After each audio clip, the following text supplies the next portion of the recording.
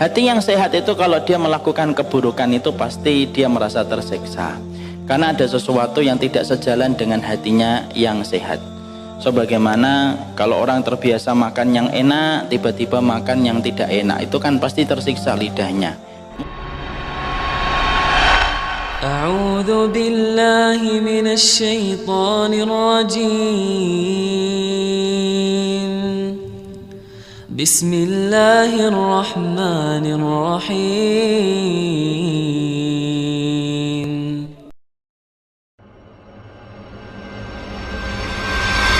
Muntah nanti perutnya ketika mual.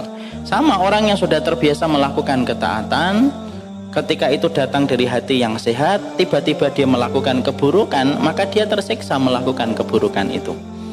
Makanya inilah yang menjadikan kita paham. Berarti kalau hati yang buruk, ketika dia melakukan keburukan, dia tidak pernah merasa tersiksa dengan keburukan yang dia peroleh. Masya Allah. Makanya hati kalau sudah kemudian hidup, dia tidak akan mampu untuk melakukan keburukan. Begitu pula jika ia bodoh tentang kebenaran. Makanya kemudian ketika bodoh tentang kebenaran, maka sesungguhnya dia kemudian akan tersiksa ketika dia bodoh dari kebenaran. Jadi kalau orang itu hatinya sakit, Pak, satu, kalau diajak maksiat itu tersiksa dia. Dan ketika dia bodoh, dia tersiksa, dia bodoh. Kok saya nggak ngerti ini ya, kok nggak ngerti itu. Dia merasa tidak nyaman, berada pada zona nyaman kebodohan dia. Dan akhirnya dia ingin keluar dari zona nyaman kebodohan dia untuk belajar supaya dia paham petunjuk yang jelas yang ditetapkan oleh kitabullah dan sunnah. Tapi kalau orang hatinya sudah sakit, dia menikmati kebodohan. Makanya akhirnya apa? Yus terus melakukan aktivitasnya, terus tidak selesai bodoh terhadap syariat itu yang tidak peduli dia. Tidak ada yang merasakan dan menikmati kebodohan kecuali orang yang hatinya sakit. Akhirnya ngaji tidak pernah, buka tafsir tidak pernah, membuka hadis tidak pernah, tazkiyatun nufus juga tidak pernah dibahas. Karena dia menikmati kebodohan dia. Makanya paham ya apa yang disampaikan oleh ulama. Orang bodoh itu terbagi jadi 4. Orang itu dalam ilmu terbagi menjadi 4. Pertama, ada orang berilmu, tahu dirinya berilmu. Ada yang kedua, orang berilmu tidak sadar kalau dirinya berilmu. Ada yang ketiga, orang yang bodoh tetapi ngerti kalau dirinya bodoh, makanya mau belajar, dengar dia, duduk dengar. Yang parah itu yang keempat, orang yang bodoh tapi tidak sadar dirinya bodoh. Parahnya merasa dirinya itu tahu. Makanya kalau debat, 3 jam diladeni sama dia. Susah, Pak, ngalahkan orang bodoh itu lebih susah daripada ngalahkan orang pintar. Kenapa? Jalan mengambil kesimpulannya sudah berbeda-beda. Makanya sampai dikatakan kalau tidak salah Imam Syafi'i sampai berkata, aku debat sama 10 orang yang pintar itu lebih mudah bagiku daripada debat 1 orang tapi bodoh. Karena mesti tidak ketemu jalan berpikirnya. Makanya ada orang yang hatinya sakit, itu kemudian dia menikmati kebodohan itu, tidak paham tentang agama, santai. Jadi maaf ya, kalau kita kembalikan kepada definisi ulama salafus salih, orang itu akan dikatakan bodoh selama dia tidak mengerti tentang urusan akhiratnya, walaupun dia pintar menyampaikan teori tentang duniawi. Karena itulah yang menjadi kesepakatan yang dikatakan oleh para ulama salaf. Tidak ada yang menikmati kebodohan kecuali adalah pemilik hati yang sakit. Akhirnya bodoh, tidak ngerti apa-apa, tidak paham. Dan itulah pemilik hati yang sakit. Makanya kalau kita mendapati hati yang sakit, sebenarnya hati yang sakit itu cara penanganan hati yang sakit itu sama dengan penanganan ketika jasad kita yang sakit. Sebenarnya kurang lebihnya sama. Kata Imam Ibnu Qayyim, kalau kita nanganin jasad yang sakit, maka setidaknya ada 3. Kalau kita nanganin hati yang sakit pun setidaknya penanganannya itu ada 3. Kalau kita jasad sakit, Pak, apa yang dikatakan dokter? Pasti ada 3 tahapan. Dokter itu, kita datang ke dokter. Keluhannya apa, Pak? Leher saya kenceng, Pak. Kepala saya pusing. Tidak banyak utang kan? Tidak, Pak. Ya. Sudah. Kalau begitu biasanya dokter itu ngomongnya apa? Istirahat. Istirahat. Pak, saya ini workaholic loh. Istirahat, Pak. Mau mati atau mau sembuh? Kalau mau sembuh, istirahat dulu. pasti suruh istirahat dulu, ngambil cuti 2 hari 3 hari. Dokter kan gitu Pak, kalau mendapati kita sakit kan, kadang-kadang kita tidak sakit aja minta supaya dapat surat izin istirahat. Itu waktu dulu di SMA, kenangan 20 tahun yang lalu. Maka kemudian jasad itu kalau sakit disuruh istirahat, sama hati kalau sakit itu harus istirahat. Istirahatnya hati itu di mana? Istirahatnya hati itu kalau jasad yang sakit istirahatnya di tempat tidur, di tempat indah, di tempat pemandangan panorama yang bagus, kemudian mendengar gemericik air, insyaallah ya. Gemericik air itu ternyata menenteramkan hati Pak. Makanya surga itu selalu ada kata-kata apa? Surga yang mengalir di bawahnya air. Karena gemericik air itu membuat hati tenang. Makanya kalau kita kan sampai ada yang pergi ke puncak-puncak apa air terjun itu karena gemericik air itu menenteramkan jiwa. Makanya surga itu selalu ada kata sungai mengalir di bawahnya. Maka kalau jasad kita sakit, maka jasad kita sakit itu pergi ke tempat itu istirahat, kemudian tidak melakukan aktivitas, itu istirahatnya jasad. Istirahatnya hati tidak, istirahatnya hati bukan tidur. Istirahatnya hati itu duduk di majelis ilmu, mendengarkan Quran, itu istirahatnya hati. Mendengarkan kajian, mendengarkan taklim, mendengarkan kemudian Al-Quran, mendengarkan dzikir, itu istirahatnya hati. Makanya orang kalau sudah duduk di majelis ilmu, mikir nggak dosa? Nggak ada Pak. Ada nggak yang duduk di majelis ilmu lagi dengerin kajian tazkiyatun nufus, dia terpikir tentang syahwat? Nggak ada. Kalau ada ya kebangetan itu ya, itu harus diruqyah. Maka nggak ada dia. Makanya kemudian orang ketika habis datang ke majelis ilmu, tentunya ada perubahan kan, ada yang berubah 2 hari, ada yang berubah 3 hari, ada yang berubah 5 hari. Karena pada dasarnya memang ketika kita duduk di majelis ilmu itu mengistirahatkan hati. Dan fungsinya ilmu untuk mengistirahatkan hati kita dari capeknya dia ketika mengamati urusan dunia. Karena hati itu nggak usah diperintah, itu sudah ngamatin dunia terus Pak. Karena makanya Nabi sampai mengatakan hati itu kayak kemudian anyaman tikar dia. Jadi tidak usah kita suruh amatin dunia, dia sudah ngamatin dunia terus. Makanya ketika kemudian seseorang itu kemudian hatinya itu ngamatin dunia, capek dia, istirahatnya di mana? Ngaji, duduk di majelis taklim. Di situ kita kemudian akan mengistirahatkan hati. Akhirnya kita paham, oh ini hak, ini salah, ini benar. Oh ya Allah, kehidupan saya gini-gini aja. Semuanya akan terlihat kapan? Ketika duduk di majelis ilmu. Sama kan istirahatnya jasad dengan istirahatnya hati, sama-sama butuh istirahat, sama-sama butuh istirahat. Makanya kualitas orang, Bapak lihat saja ini, nanti kalau mau banding-bandingkan alumni yang jarang ke kajian sama alumni yang sering datang ke kajian itu pasti beda Pak. Kalau alumni yang jarang ke kajian atau tidak pernah datang ke kajian, paling mentok kalau ngobrol final Piala Dunia kemarin berapa mentok, di situ sudah bingung lagi kita nyari tema yang lain. Tapi kalau kemudian kita mungkin sama-sama datang ke kajian, mungkin kita nyampaikan materi ini, materi ini, menyambut, dan omongannya pun kemudian berlanjut kepada hal yang baik. Makanya disitulah kita paham, kalau hatimu sakit, hati saya sakit nih, hatimu sakit nih, sudah mulai merasa tidak ridho, sudah mulai tidak mulai sabar, sudah mulai kemudian marah-marah, sudah mulai kemudian akan ngambil-ngambil yang haram dan syubhat. Nah istirahat dulu, duduk di majelis ilmu, buka YouTube kajian, dengerin, baca, itu istirahatnya hati.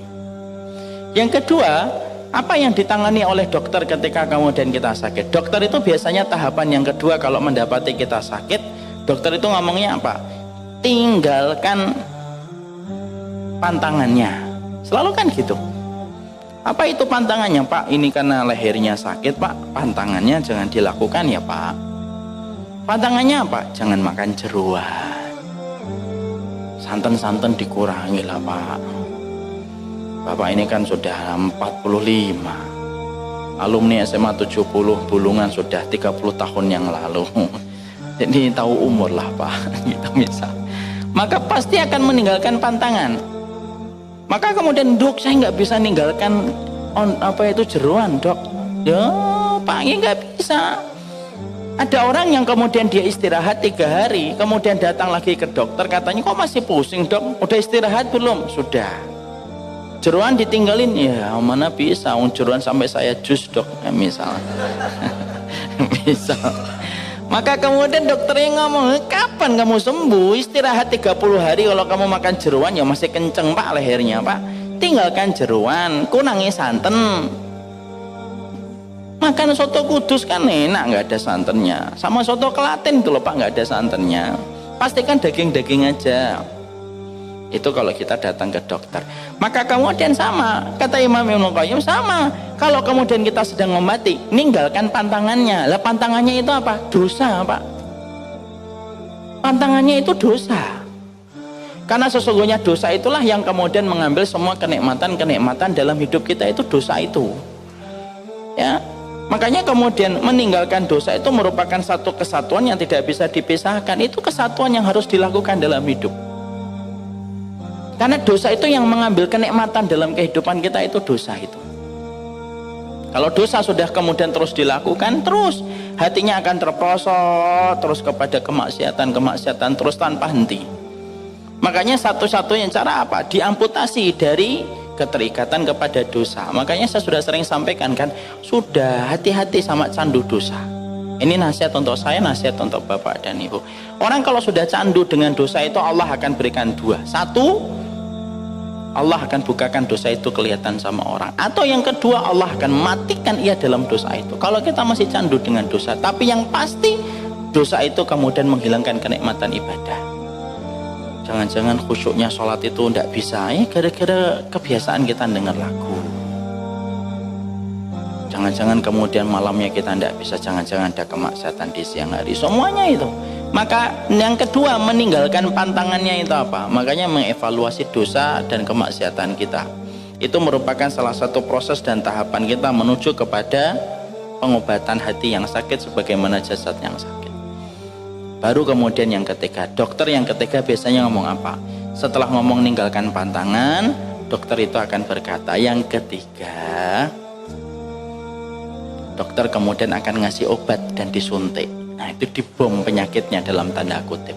Sama, kalau dokter itu ngasih obat dan kemudian ngasih suntik, sama. Orang yang ketika ngobatin hati yang sakit itu apa? Dibom Pak penyakitnya. Gimana dibom penyakitnya? Yaitu adalah ketika harus bertaubat, memperbanyak taubat dengan taubatan nasuha, itu ngebom penyakitnya. 3 tahapan itulah yang harusnya dilakukan ketika seseorang itu sedang berusaha untuk menyehatkan kembali hatinya. Makanya tahapan yang pertama istirahat. Istirahatnya hati pada majelis zikir. Istirahatnya hati berkumpul sama orang solih. Istirahatnya hati kemudian kita mendatangi majelis ilmu. Makanya Pak, saya itu kalau pas punya waktu, ya walaupun tidak sering ya, mungkin 4 bulan, 5 bulan gitu, kadang-kadang ke pondok, saya itu ngasih kekuatan lebih gitu. Istirahat di situ Pak, saya istirahatnya di situ. Coba deh sekali-kali, saya pengen ngadain kajian nanti bareng-bareng kalau memang ada. Saya mau koordinasikan dengan banyak majelis taklim yang lainnya. Saya tuh pengen sekali-kali kita itu mesantren gitu. Berangkat dari sini itu Jumat pagi ke pesantren gitu, hidup ala pesantren. Nanti kita ngikutin taklim, kajian. Anak-anak kita biar hidup kayak santri. Kita hidup ala di pondok pesantren dengan kesederhanaan mereka dalam hidup mereka. 3 hari aja Pak, itu sudah dipraktekkan oleh beberapa keluarga di Bekasi, kompleks saya itu. Naik 1 bis, biasanya kalau pas ada hari Jumat tanggal merah, Kamisnya sudah berangkat. Jumat, Sabtu, Ahad kajian. Tidak terlalu rapat lah kajiannya, nyantai gitu. Tapi kajiannya di pondok, makanya ala santri di pondok. Bangunnya sama kayak santri di pondok, jam 3:30 sudah bangun, antri wudhu. Itu mengistirahatkan hati Pak. Sama kayak umroh. Umroh itu kan mengistirahatkan hati kan. Ada nggak orang yang di depan Ka'bah masih mikir dunia? Nggak ada Pak. Kalau masih ada orang di depan Ka'bah mikir untung berapa ya, itu kebangetan itu hatinya. Itu kebangetan itu. Itu kalau ditanya ustadznya siapa, tolong jangan ngembutkan nama saya itu. Kalau di depan Ka'bah kok masih mikir duit, itu ya kebangetan banget gitu loh. Lah kalau di Pancoran itu, di Bulungan mikir duit ya wajar. Walaupun itu kan bagian dari fitrah kehidupan, tapi di depan Ka'bah, makanya depan Ka'bah itu mengistirahatkan hati. ninggalkan pantangan. Dosanya itu apa? Karena dosa itu yang menghilangkan kemaksiatan. Ada sebuah nasihat untuk saya dan untuk semuanya. Ada seorang pemuda datang kepada Imam Syafi'i. Imam Syafi'i, iya, saya itu kenapa ya mendapati istri saya kok tidak lagi terasa cantik? Kata Imam Syafi'i, loh kamu nikah baru berapa bulan? Baru beberapa bulan, tapi istri saya tidak secantik yang dulu saya ketika menikahinya. Oh begitu, iya. Dulu ketika kamu nikahi, wow, ketika saya nikahi dialah wanita tercantik di atas muka bumi. Ini tambahan dari saya. Pokoknya, oh dia bukan wanitanya yang cantik. Kemudian Imam Syafi'i berkata, sudah gini aja, ghatti basaroka syahron. Kamu tundukkan pandanganmu 1 bulan saja.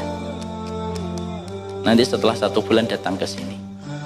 Kemudian laki-laki itu siap, dia pisah dari Imam Syafi'i.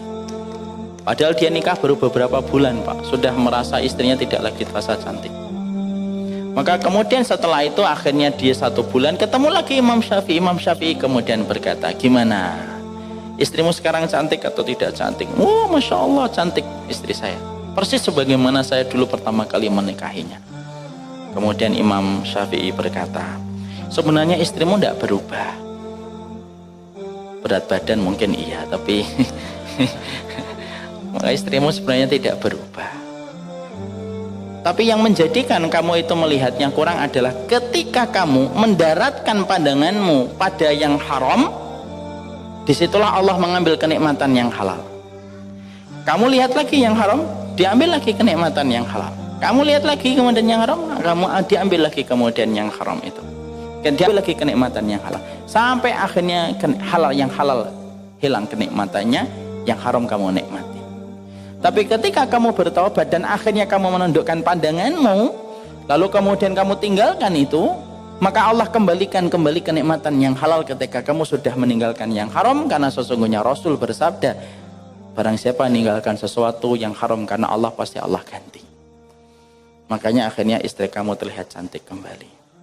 Insya Allah ya, simple sederhana, tapi pelajarinya besar dalam hidup.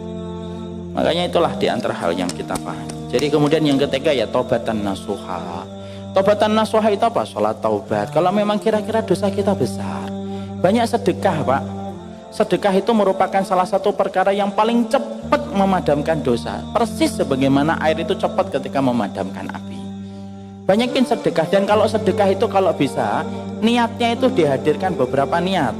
1 niatnya untuk diri saya, 2 niatnya untuk orang tua kita yang sudah meninggal dunia, yang ketiga, ya Allah sedekah ini nutupin sholat saya yang kurang, nutupin kekurangan ajaran saya, nutupin yang haram yang saya makan. Karena niat sedekah itu salah satunya harusnya untuk menghilangkan dosa kita. Paling cepat dosa itu dihilangkan dengan sedekah. Makanya Masya Allah ya, makanya sampai dikatakan wa'ad bi sayyi'atal hasanata tamhuha. Ikutilah yang buruk dengan kebaikan. Kebaikan itu salah satunya ya sedekah itu. Selain kita sholat taubat 2 rakaat, pastikan kita banyak bersedekah. Pastikan banyak bersedekah. Karena apa? Semakin banyak sedekah, semakin banyak karat dan noktah di dalam hati kita yang dibersihkan oleh Allah itu. Makanya kalau sudah berdosa, bakhil lah, susah itu. Dosanya sudah banyak, pelit lagi ya, itu lagi-lagi. Masya Allah. Makanya berlindung diri dari penyakit bakhil itu.